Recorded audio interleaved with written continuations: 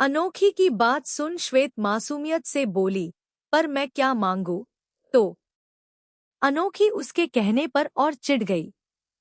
उसने उसे इस तरह छेड़ते हुए आवाज में कहा, नहीं कुछ मत मांगो, नहीं एक काम करो, चीकू, तुम अपने लिए दर्जन भर चीकू मांग लो, वह तुम्हारे लिए बेस्ट रहेगा।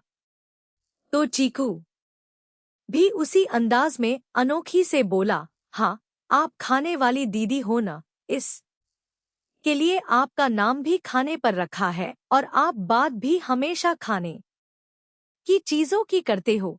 सब उनकी नोकझोंक देखकर मुस्कुराते हैं। भारती ने उन दोनों की लड़ाई खत्म करते हुए कहा, अच्छा अच्छा रुको रुको, लड़ो मत।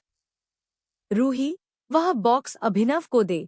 भारती ने कहा तो रूही ने एक बॉक्स अभिनव को दे दिया और अभिनव उसे स्वाति को देते हुए बोला, स्वाति, तुम्हारे लिए है, पर यह क्या है? स्वाति ने पूछा। तो अभिनव मुस्कुराते हुए बोला, तुम खुद खोलकर देख लो। स्वाति ने खोला तो उसमें एक बहुत ही खूबसूरत ब्रेसलेट था। यह तुम्हारा गिफ्ट है, मैं इसे पहले से ही ले आया था। पर स्वाति मना करते हुए बोली, नहीं, मुझे इसकी जरूरत नहीं है। सच में मुझे यह सब नहीं चाहिए।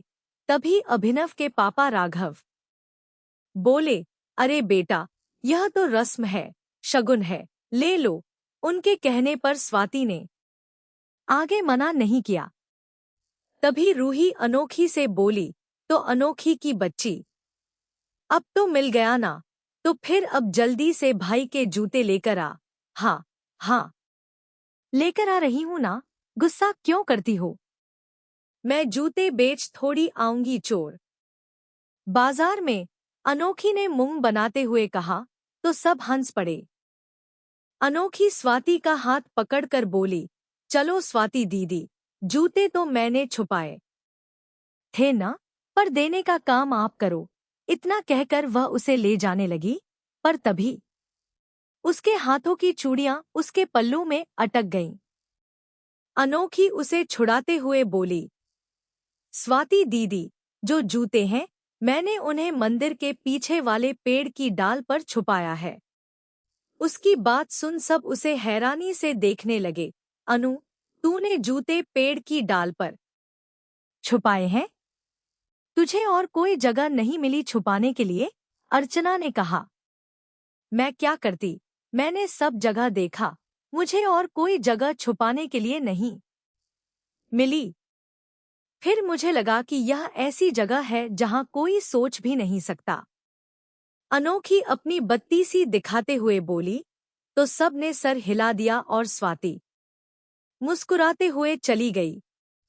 ऋषभ ने शिवाय से कहा, शिवाय, डाल ऊपर है, स्वाति का हाथ नहीं पहुंचेगा, उसकी मदद कर दे।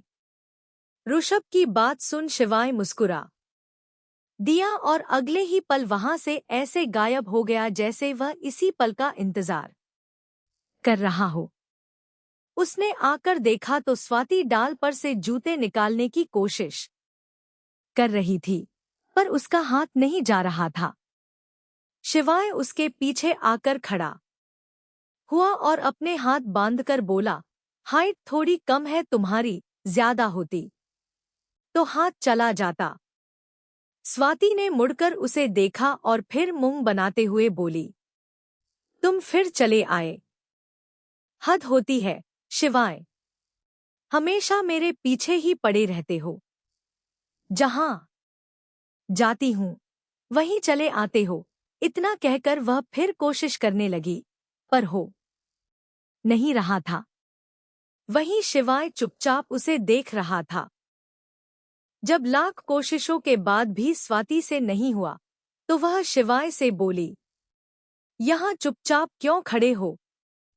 तुम्हें सबने मेरी मदद करने भेजा होगा ना, तो मदद करो। मतलब तुम मानती हो कि मैं अपनी मर्जी से नहीं आया, मुझे भेजा गया है, राइट?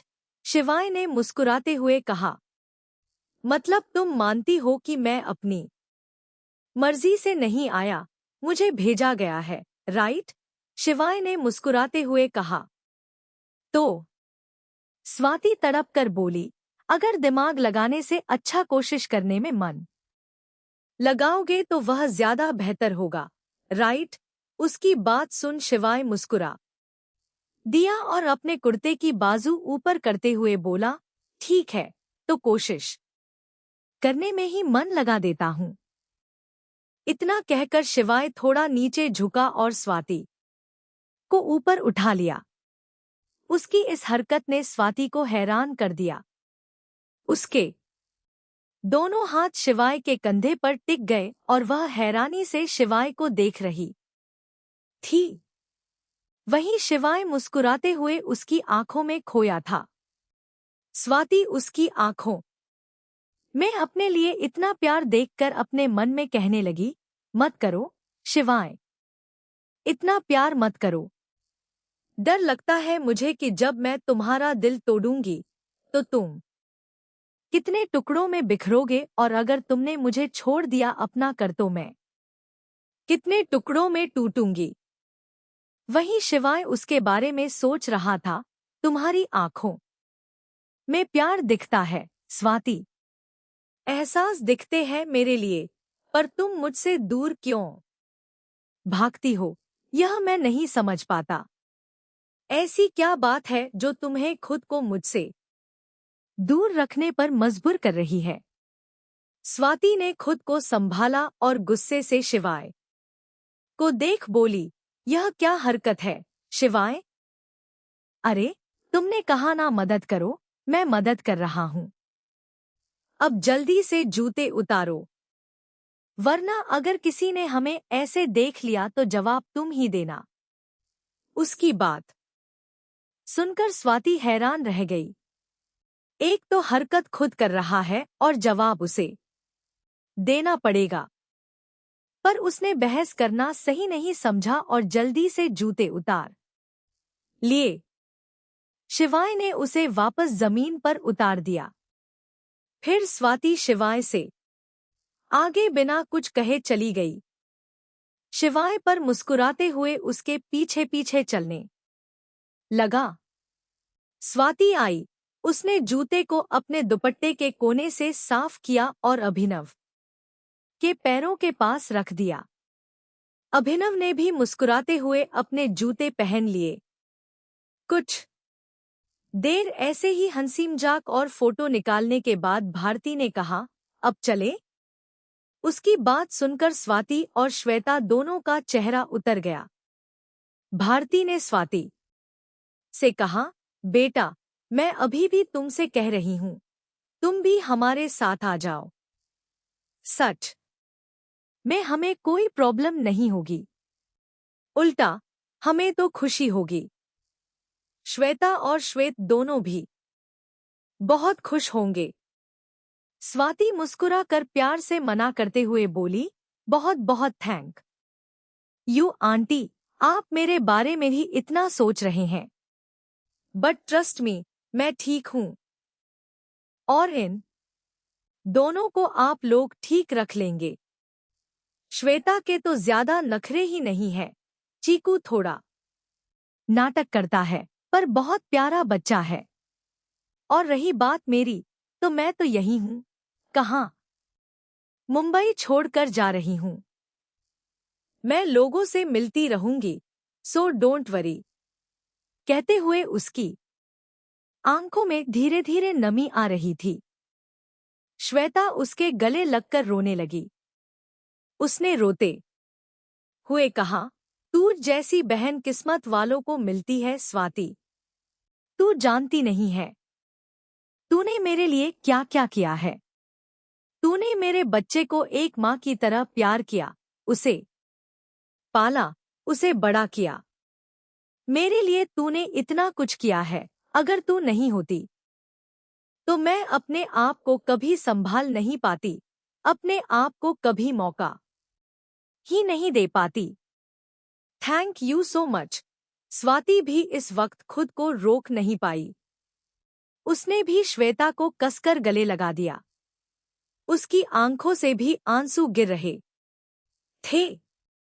उसने श्वेता के सर को सहलाते हुए कहा, एक बात हमेशा याद रखना, तेरी बहन हमेशा तेरे साथ रहेगी। जब भी, कभी भी, किसी भी वक्त तुझे यह जरूरत लगेगी कि काश इस वक्त स्वाति होती, तो उस वक्त मुझे बुला लेना। तेरी कसम। सब कुछ छोड़ कर आ जाऊंगी। फिर वह श्वेता से अलग हुई और उसके आंसू पोंछते हुए मुस्कुरा कर बोली, और अब ये रोना क्यों है? तू खुद भी रो रही है, अब मुझे भी रुला रही है। अरे, तू तो अपने घर जा रही है ना? तेरा सपना पूरा हुआ है, तेरा प्यार तुझे वापस मिल गया है, तेरी मोहब्बत को मंजिल मिल गई है। तो अब खुश रह, हमेशा मुस्कुराती रह। फिर वह भारती, अभिनव, राघव और भारती के पापा के सामने हाथ जोड़कर बोली, अगर हमारे माम पापा होते तो वह यह रिक्वेस्ट आपसे कर रहे होते, पर नहीं है, इसलिए मैं कर रही हूं। प्लीज मेरी बहन का ध्यान रखना। यह थोड़ी सी पागल है, बहुत पूरी भोली है। इसे कोई कुछ भी कह दे तो चुपचाप सुन लेती है, पलटकर एक शब्द नहीं कहती। इसलिए हर बार मुझे इसके लिए लड़ना पड़ता था, पर अब तो मैं हर वक्त साथ नहीं रहूंगी। इसलिए प्लीज इसका ध्यान रखना। और रही बात चीकू की, तो वह बहुत समझदार बच्चा है। उसने आज तक कभी किसी चीज के लिए जिद नहीं की। भारती ने स्वाति को गले लगाकर कहा, बेटा, तुम्हें यह सब कहने की जरूरत नहीं है। मैंने कहा ना, मैं अपनी बेटी ले जा रही हूं, और तुम भी मेरी बेटी हो।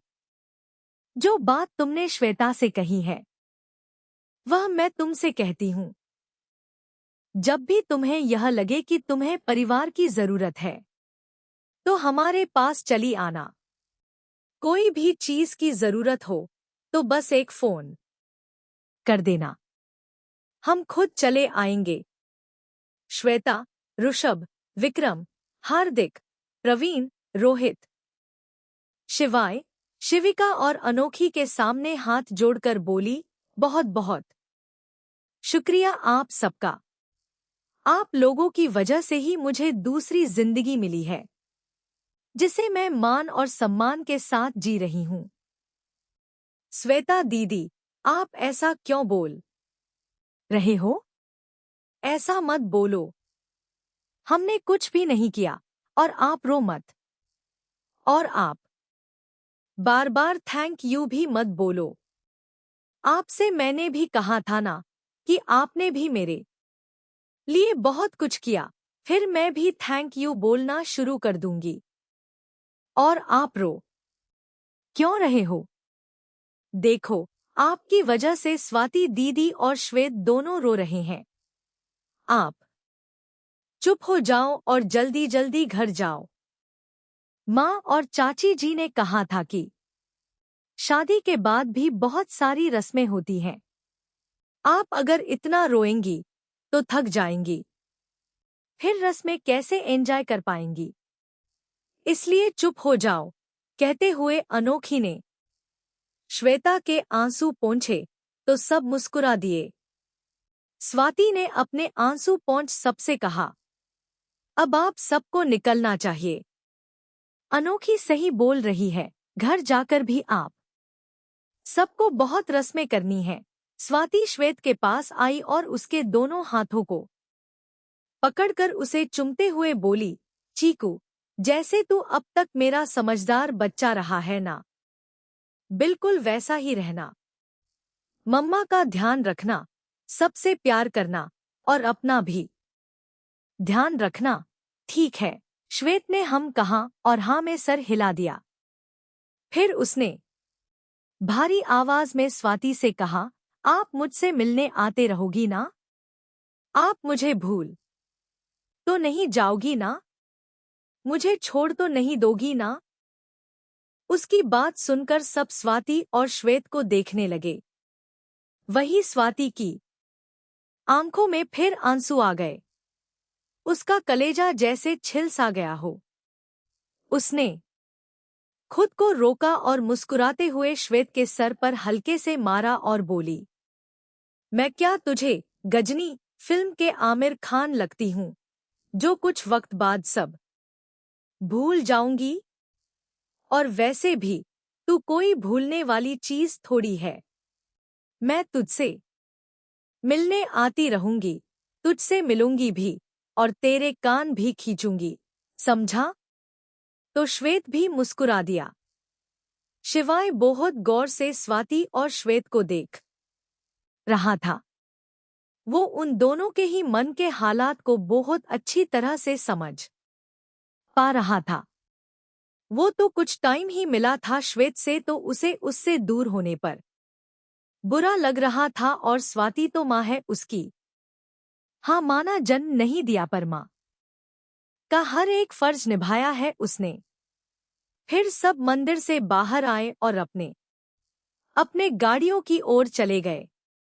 स्वाति उन सब से थोड़ी दूर खड़ी होकर सबको जाते हुए देख रही थी। शिवाय उसके बगल में खड़ा था। उसने उसे देखा और कहा, तुमको नहीं जाना है? यहाँ क्यों खड़े हो? शिवाय बोला, मैं इसलिए खड़ा हूं ताकि अगर मेरी होने वाली बीवी कमजोर पड़े तो मैं उसे संभाल सकूं।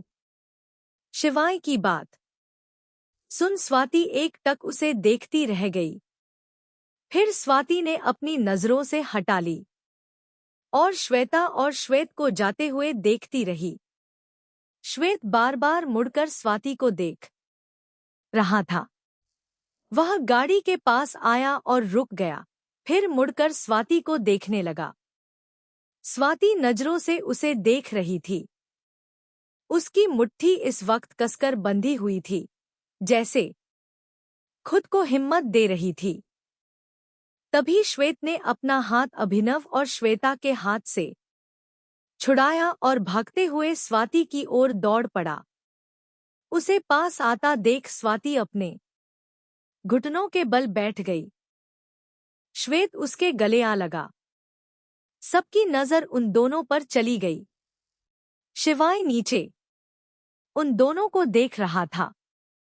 श्वेत ने धीरे से कहा, आई लव यू मम्मा। उसके मुंह से एक बार फिर निकला मम्मा स्वाति के लिए, जिसे सुन स्वाति की पकड़ उस पर कस गई। श्वेत हमेशा से ऐसा ही करता था। वह जब भी स्वाति को लेकर बहुत इमोशनल हो जाता था तो उसे हमेशा मम्मा कहकर ही बुलाता था। जब वह बीमार होता था तब भी उसके मुंह से स्वाति के लिए मम्मा ही निकलता था, और स्वाति हर बार उससे कह देती, चीकू, मैं माँ नहीं, मासी माँ हूँ, क्योंकि वह नहीं चाहती थी कि श्वेत उसे माँ समझे, बल्कि श्वेता को ही माँ पुकारे। माँ का हक श्वेता को ही मिले। और यही चीज स्वाति ने इस बार भी की। उसने धीरे से श्वेत के आंसू पोंछे और उसके माथे को चूमकर बोली, मैं माँ नहीं हूँ चीकू, मैं मासी माँ हूँ, और तुम यह आखिरी बार मुझे मम्मा बुला रहे हो। आज के बाद कभी मत बुलाना। तुम्हारी माँ श्वेता है, ठीक है? उसने श्वेत के गाल चूम लिए और उसे गोद में उठाकर श्वेता के पास ले जाने लगी। किसी ने उन दोनों की बातें नहीं सुनी थी। सब दूर थे, पर शिवाय ने उन दोनों का कहाँ सुन लिया था। उसके दिल में एक अजीब सा दर्द हो रहा था उन दोनों की ऐसी हालत देखकर। स्वाति श्वेत को लेकर श्वेता के पास आई तो श्वेता उसे देखने लगी। उसने कुछ कहना चाहा तो स्वाति ने कहा, यह बस इमोशन हो रहा है, इसलिए वापस आ गया मेरे पास भागकर। डोंट वरी, कुछ टाइम में ठीक हो जाएगा। इतना कहकर उसने श्वेत को गाड़ी में बैठा दिया और एक बार फिर उसके माथे को चूम पीछे हो गई। उसने श्वेता को भी गाड़ी में बिठाते हुए कहा, अब तू बिना किसी टेंशन के अपनी नई जिंदगी की ओर बढ़। All the best. मैं जल्दी तुझसे मिलने आऊंगी। आफ्टर ऑल, पग फेरे की रस्म के लिए मैं ही आऊंगी ना। कहते हुए स्वाति मुस्कुरा दी। कुछ देर बाद सभी गाड़ियां वहां से काली गई और स्वाति उन सबको जाता हाथ देखती रही। उन सबके जाने के बाद उस की आंखों में ठहरे आंसू झरझर गिरने लगे। वह जैसे ही पीछे मुड़ी, शिवाय उसके पीछे खड़ा था। शिवाय ने अपनी बाहें फैलाईं और उससे कहा, कम से कम इतना तो हक दे दो कि रोने के लिए तुम्हें अपना कंधा दे सकूं। स्वाति ने नम आंखों से उसे देखा और अपने मन में बोली, जो चीज करने से तुम्हें थोड़ी सी भी उम्मीद मिले वो मैं कभी नहीं करूंगी शिवाय। फिर उसने खुद के आंसू पोंछे और शिवाय से बोली, मुझे किसी की जरूरत नहीं है। मैं स्वाति तिवारी खुद को संभाल भी सकती हूँ, खुद को पाल भी सकती हूँ, खुद को प्रोटेक्ट भी कर सकती हूँ और खुद को खुश सुकून भरी जिंदगी भी दे सकती हूँ। फिर उसने पास गुजर रहे ऑटो को हाथ दिखाकर रोका और उसमें बैठकर चली गई। शिवाय ने उसकी जाती हुई ऑटो को देख खुद से कहा, स्वाति तिवारी तुम बहुत जिद्दी हो, लेकिन जिद मेरी भी कम नहीं है। अभी के लिए कोई बात नहीं है, लेकिन आगे तुम्हें संभाल लूंगा भी मैं। तुम्हारे होठों पर हंसी भी मैं लाऊंगा, तुम्हारी आंखों के आंसू भी मैं पोंछूंगा और तुम्हें खुशियां और सुकून भरी जिंदगी भी मैं दूंगा। यह मेरा शिवाय परिमल का खुद से वादा है और यह वक्त जल्द ही आएगा। अभिनव का घर। भारती और रूही ने मिलकर श्वेता का गृह प्रवेश कराया और फिर भारती ने कुछ रस्में की। रूही एक बड़ी सी थाली सबके बीच ले आई। वह थाली दूध और गुलाब की पंखुड़ियों से भरी हुई थी। उसने कहा, चलो भाई, अब अंगूठी वाली रस्म करते हैं। याद रखना कि अंगूठी जिसे मिली शादी में सिक्का उसी का चलेगा। और भाभी, मैं आपकी तरफ हूँ, आपको ही जीतना है, ठीक है? हाँ, और मैं भी अपनी बहू की तरफ हूँ। कहते हुए भारती भी उठी और श्वेता के साइड बैठ गई तो श्वेता मुस्कुरा दी। अभिनव ने मुंह बनाते हुए कहा, अरे आप दोनों श्वेता की साइड चली गईं। तभी भारती के पापा ने कहा, अरे तो क्या हुआ बरखुरदार, हम हैं ना, हम दोनों तुम्हारी साइड से हैं। कहते हुए भारती के पापा आए और अभिनव के साइड बैठ गए और उनके साथ राघव भी बैठ गया। तभी श्वेत ने कहा, पर मैं किसकी साइड रहूं? श्वेत की बात सुन सब उसे देखने लगे। वह अकेला ही बचा था, वह किसी की साइड नहीं गया था और दोनों टीम फुल हो गई थी। रूही ने हंसते हुए अंगूठी श्वेत के हाथ में दी और उससे बोली, श्वेत एक काम करो। श्वेत तुम अंगूठी डालने का काम करो। रूही की बात सुन श्वेत ने पहले तो मुंह बना लिया पर फिर मुस्कुराने लगा।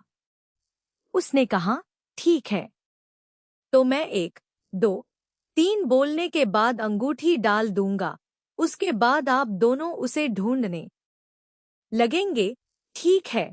तो सब ने सर हिला दिया। उसने कहा, 1, 2, 3 बोल। उसने अंगूठी डाल दी और दूध को घुमा दिया। श्वेत ने जब हाथ बाहर निकाला तो श्वेता और अभिनव ने हाथ डालकर अंगूठी को ढूंढना शुरू किया।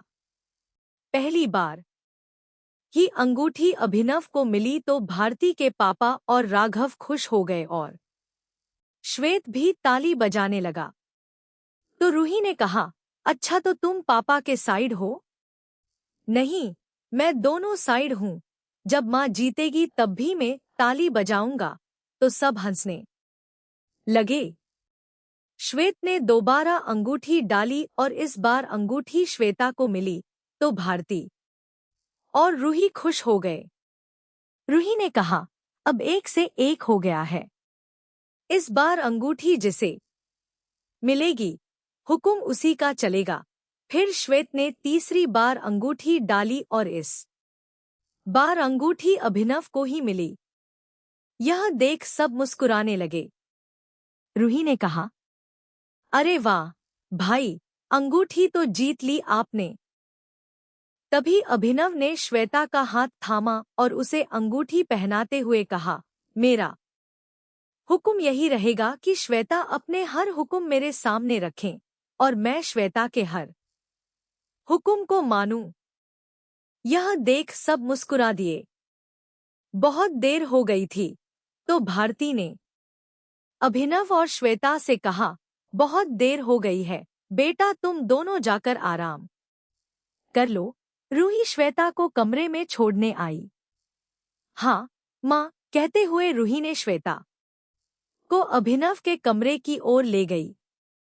श्वेता जब कमरे में आई तो कमरे को बिल्कुल उसी तरह सजाया गया था जैसे सुहागरात के वक्त सजाया जाता है। यह देख उसकी पकड़ अपने दुपट्टे पर कस गई। रूही श्वेता को नर्वस होते हुए देख रही थी। उसने उसका हाथ पकड़कर उसे सोफे पर बिठाया और खुद उसके सामने बैठ गई। रूही ने श्वेता से कहा, भाभी, मुझे आप अपनी बहन ही समझना। मैं जानती हूँ, एक लड़की होने के नाते समझ सकती हूँ कि आप का मन कितना घबरा रहा होगा। पर एक बात कहूँ भाभी, रूही की बात सुन। श्वेता ने उसे देखा और धीरे से अपना सिर हिला दिया। रूही ने उसका हाथ पकड़ते हुए कहा, भाभी, मैं भी एक लड़की हूँ। जानती हूँ कि यह सब देखकर आपका दिल घबरा गया होगा। पुरानी बातें याद आ गई होंगी, लोगों की दरिंदगी याद आ गई होगी। पर भाभी, पुरानी यादों को भुलाने के लिए नए एहसासों की जरूरत होती है। मुझे नहीं पता कि मेरा कहाँ सही होगा या गलत, और जो मैं कह रही हूँ उसे करने के लिए बहुत हिम्मत चाहिए। पर अगर आपने नया एहसास बना लिया, भाई को अपना लिया, तो पुरानी यादों की जगह आपको भाई के और आपके साथ बिताए हुए लम्हे याद आएंगे। भाई पर भरोसा रखना आपकी दर्द भरी यादों को प्यार भरे लम्हों में बदलने का काम वही कर देंगे। मैं ज्यादा कुछ नहीं कहूंगी, पर अगर आपसे नहीं हो पाएगा तो बिल्कुल मत करना, वरना यह जबरदस्ती हो जाएगी। ठीक है? ऑल द बेस्ट बोलकर रूही कमरे से चली गई। श्वेता वहीं बैठी उसकी बातों को सोचने लगी। उसके माथे पर ठंडे पसीने आ गए थे, उसके हाथ कांप रहे थे। उसे बिता हुआ सब कुछ याद आ रहा था।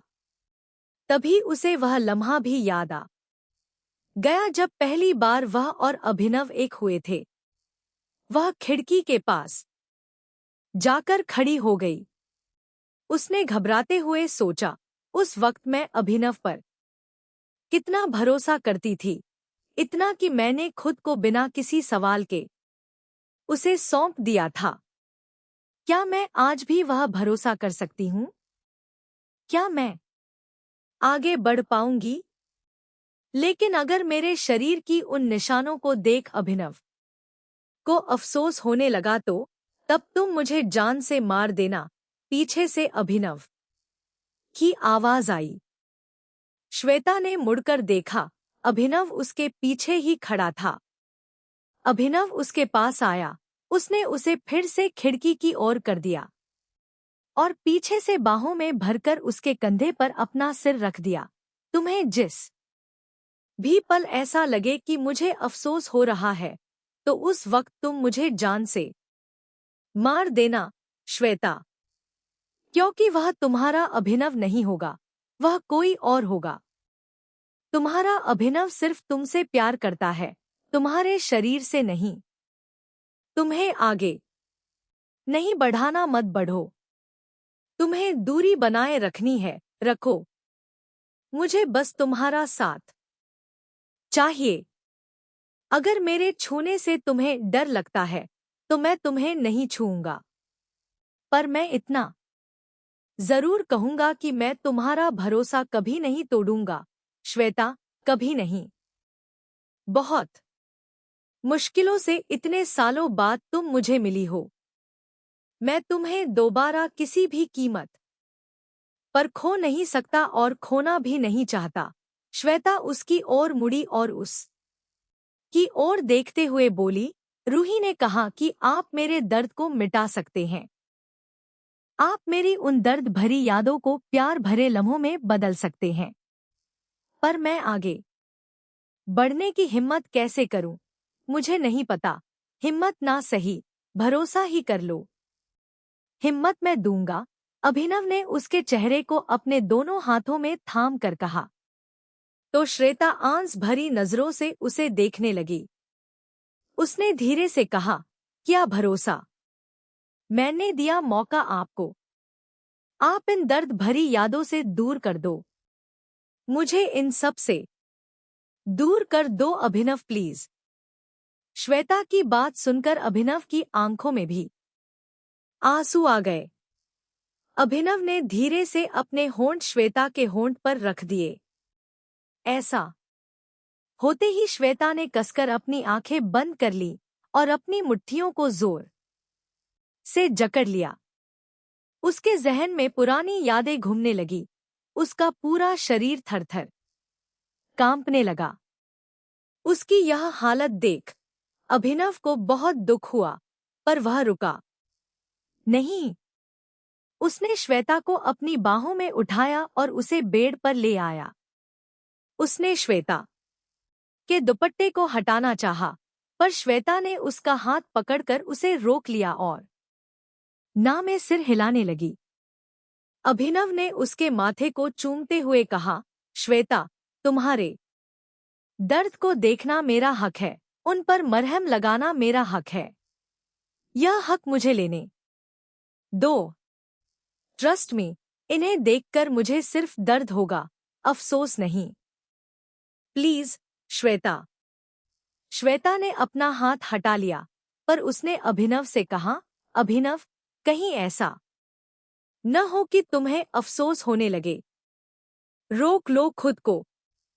अभिनव ने कहा, नहीं, मैं न खुद को रोकूंगा और न तुम्हें रुकने दूंगा। तुमने बहुत हिम्मत करके कदम आगे बढ़ाया है, श्वेता। तुमने मुझे मौका दिया है। अब यह मेरी जिम्मेदारी है कि तुम्हारे जीवन में सिर्फ खुशी के लम्हे आएं। उसकी बात सुनकर श्वेता ने अपनी आंखें बंद कर लीं। अभिनव ने उसका दुपट्टा हटाया और उसके शरीर से कपड़े। उसके शरीर पर अब भी दांतों और नाखूनों के निशान थे। ये निशान ठीक तो हो गए थे, पर यह गवाही दे रहे थे कि श्वेता ने कितना कुछ सहा था। यह देख अभिनव की आंखें पूरी तरह आंसुओं से भर गईं और उसका गला भर आया। ऐसा लग रहा था जैसे किसी ने उसके गले में कांच का टुकड़ा रख दिया हो। उसने कसकर अपनी आंखें बंद कर लीं और उसकी मुट्ठियां बेडशीट पर जकड़ गईं। वहीं श्वेता का शरीर पूरी तरह कांप रहा था और उसकी त्वचा पूरी लाल पड़ गई थी। अभिनव उसके पास आने लगा। अचानक से अपने शरीर पर गर्म सांस महसूस कर श्वेता चीख पड़ी, नहीं, नहीं, मेरे पास मत आओ। मुझे मत छुओ। मेरे पास मत आना। उसे इस तरह कांपते और डरते देख अभिनव ने उसके दोनों हाथों को अपने हाथों में कसकर पकड़ लिया और तेज आवाज में बोला, श्वेता, श्वेता, अपनी आंखें खोलो। देखो मुझे, मैं अभिनव हूँ, तुम्हारा अभिनव। खोलो अपनी आंखें। श्वेता ने झट से अपनी आंखें खोली। उसकी आंखें आंसुओं से भरी थी, लाल थी और उनमें सिर्फ डर नजर आ रहा था।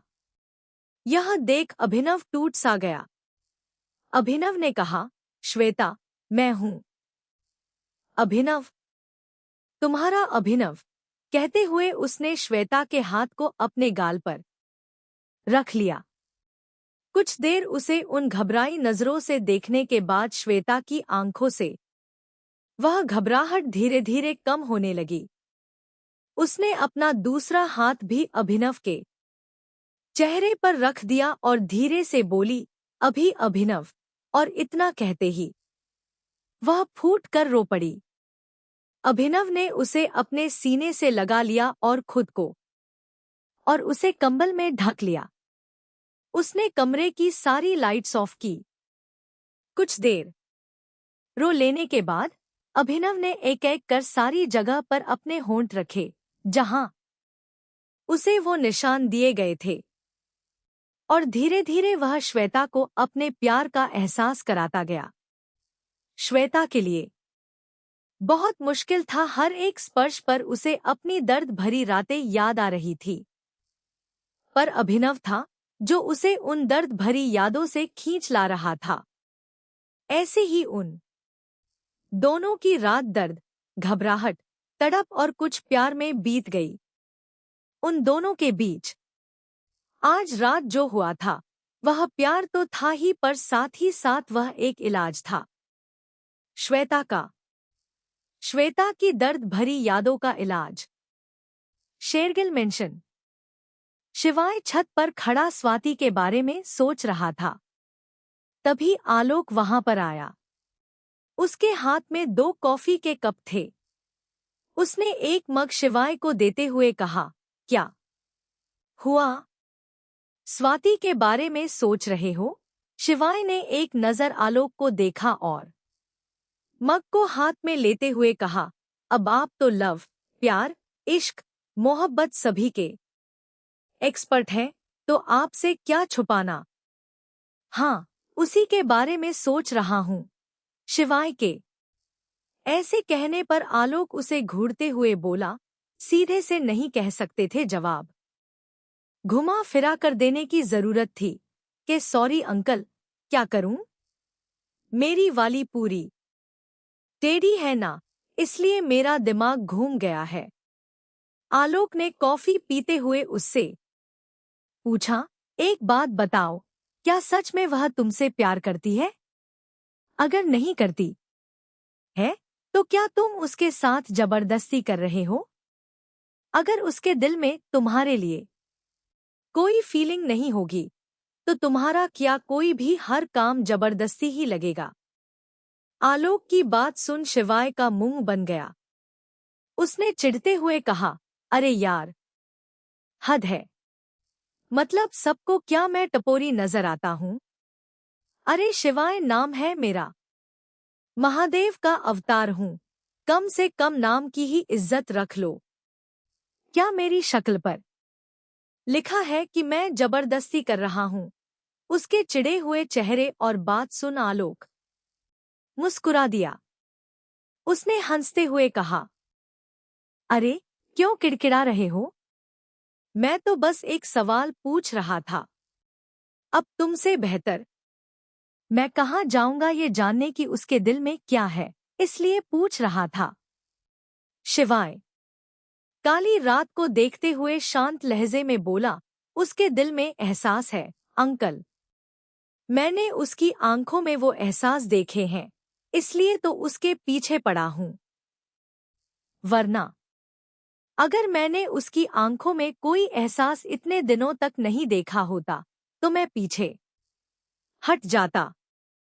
मैं उसे परेशान नहीं करता। पर हाँ, वह प्यार करती है मुझसे, लेकिन कुछ ऐसा है जो खुद को मुझसे दूर रख रही है। अब वह क्या है यह तो वही जाने, पर मैं जानकर रहूंगा। स्वाति अपने बेड पर बैठी अपनी आंखों से स्वाति और श्वेत की तस्वीर देख रही थी। उसने उनकी तस्वीर को देखकर छुते हुए कहा, आज से तुम दोनों के नए जीवन की शुरुआत हो गई है। अब तुम दोनों हमेशा खुश रहना। तभी उसका फोन बजा। उसने फोन स्क्रीन पर देखा तो कोई अननोन लैंडलाइन नंबर शो हो रहा था। यह देख स्वाति थोड़ी चौंक गई क्योंकि उसे कभी ऐसे इतनी रात गए फोन नहीं आया करता था। पर फिर भी न जाने क्यों उसने फोन उठा लिया। फोन की दूसरी ओर से प्यारी सी आवाज आई, मासी माँ, आप सोई नहीं अभी तक? उसकी आवाज सुन स्वाति के होठों पर मुस्कुराहट आ गई। उसने फोटो फ्रेम को साइड में रखा और खिड़की के पास आते हुए बोली, मेरी छोड़ यह बात, तू इतनी रात तक कैसे जाग रहा है? और ये फोन? मासी माँ, यह मेरे कमरे में लैंडलाइन रखा था, इसलिए मैंने सोचा मैं आपको फोन कर दूं, श्वेत ने कहा। तो स्वाति मुस्कुराते हुए बोली, अरे वाह बेटा, मतलब सही है। पर मासी माँ, मुझे नींद नहीं आ रही है, श्वेत ने कहा। तो स्वाति एक पल के लिए खामोश हो गई। उसने कुछ सोचकर कहा, तो तू अपनी बुआ के साथ सो जा। देख, तेरी बुआ और मासी माँ जैसी ही हैं, तो तू अपनी बुआ के साथ सो जा, ठीक है? दूध पिया तूने? स्वाति ने पूछा तो श्वेत ने कहा, पी लिया। ठीक है, फिर सो जा। कल स्कूल है ना? मैं कल घर जाऊंगी। मैं 2 दिन बाद घर आऊंगी और फिर हम बहुत सारी बातें करेंगे। ठीक है, ठीक है। Good night. I love you. I love you too, मेरा बच्चा, स्वाति ने कहा और मुस्कुराते हुए फोन रख दिया। वह दोनों पास हैं, यही मेरे लिए बहुत है। श्वेत तब भी मेरे लिए मेरा बेटा था। वह हमेशा मेरे बेटे की तरह ही रहेगा। क्या हुआ अगर अब मैं उसकी माँ नहीं हूं तो? उसने गहरी सांस ले ली और बेड पर आकर लेट गई। अगली सुबह अभिनव का कमरा। अभिनव अपने हाथ के सहारे अपने सर को टिकाए सोई हुई श्वेता को देख रहा था। वे दोनों रात भर नहीं सोए थे और श्वेता अभी 1 घंटे पहले ही सोई थी। अभिनव था कि उसकी आंखों से तो नींद कोसों दूर थी। वह बस श्वेता के चेहरे को निहार रहा था। उसने श्वेता के चेहरे पर आए बालों को कान के पीछे किया और धीरे से उसके माथे को चूमकर बोला, तुम बहुत हिम्मत वाली हो, श्वेता।